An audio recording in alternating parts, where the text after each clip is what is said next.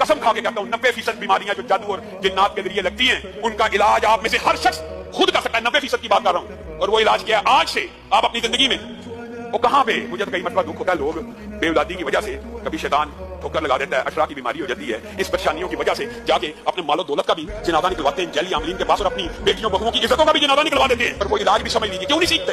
سورۃ کہف کی پہلی 10 آیات آپ نے یہ کلیہ یاد رکھنے ہیں، اپنی زندگی کا معمول بنا لیجیے. سورۃ کہف کی پہلی 10 آیات ہر روز صبح فجر کے بعد، اور یہ جو کلیہ آپ کو بتا رہا ہوں یہی کلیہ آپ نے مغرب کے بعد دہرانا ہے. 90% شیاطین، جنات، جادوگر، کہانت، تویز، گنڈے، بندش صرف ان وظائف سے، ان کی طاقت سے آپ کے سامنے نہیں ٹھہر سکے. آپ نے سب سے پہلے یہ 10 آیات کی تلاوت کرنی ہے، ترتیب آپ بنا لیں.